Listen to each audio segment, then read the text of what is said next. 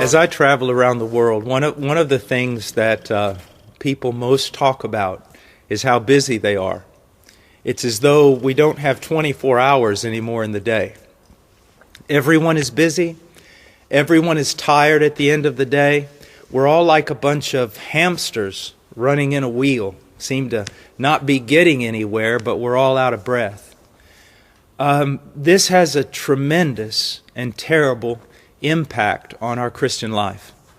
There was a secular psychiatrist, I forget his name, and I don't often quote secular psychiatrists, but he said something like this. There is a saying in English that hurry is of the devil.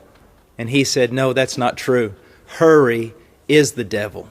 And what he was trying to say was simply that it's one of the things that is most doing damage to the individual, our society, our culture. And I would submit to you it's doing a great deal of damage to the church. There are so many things calling for our attention. And now that we have this explosion of the internet with Twitter and Facebook and websites and such an overload of information, we have less time than ever. Less time than ever. And because people, now don't be offended, but because people are very egocentric and everyone wants to be a movie star, everyone now has their own Facebook page and their own Twitter account, and they're announcing to the world everything that they're doing, everything they are, and everything they believe. Now, some of that, I suppose, could be good, but a lot of it's just a waste of time.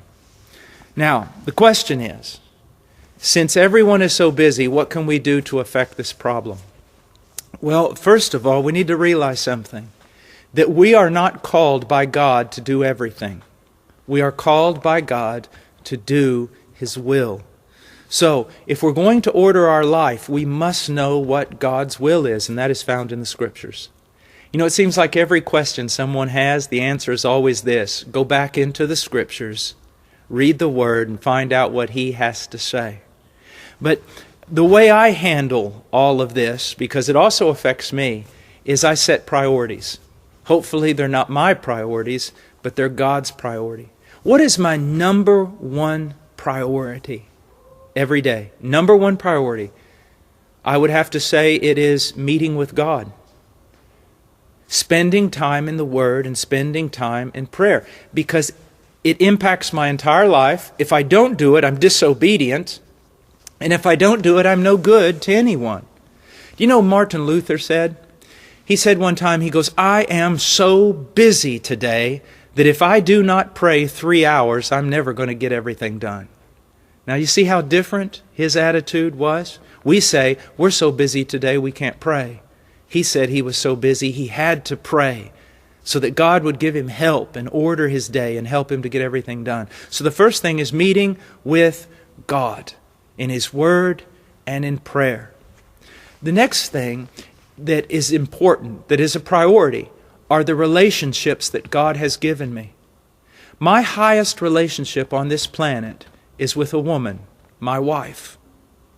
I must make sure that I'm fulfilling my duties, relational duties, friendship, communication with my wife. After that, my greatest and most important task as a father, and especially since we homeschool, is to pour my life into my children. Now, obviously, I also have to work. I work in a mission. I have a job that requires, at a minimum, 8 hours a day, and usually it's sometimes twice that. And so, when I go to work, I work hard. I don't play around. I don't get in a lot of conversations. I work. Why? In order to get my job done, so I can get back to other priorities, which are always relational. My relationship with God, my relationship with my family, my relationship with my brothers and sisters in Christ, and then my relationship with people who need Jesus Christ. I think it will really help most people if they would put meeting with God first, and then put their relationships, the relationships that God has given them, following that. Then, of course, their work that they must do in order to sustain themselves and their family. And if there's no time left, then instead of cutting out time with God, cut out your Facebook. Cut out your Twitter account. Cut out being on the web all the time, or on the telephone all the time, or texting all the time. Those things simply are not necessary. They simply are not. Here's something that I would like you to think about. God created us for a relationship with Him, but also horizontal relationships with others. On the day that I am about to die, and I'm laying on my deathbed, I will have many regrets if I have neglected the relationships that God has given me, especially with family and brothers and sisters in Christ. I don't think I'm going to be very, very sad if I was not able to do Twitter or was not able to maintain a Facebook page. Get your priorities together, and you'll not have much problem with time.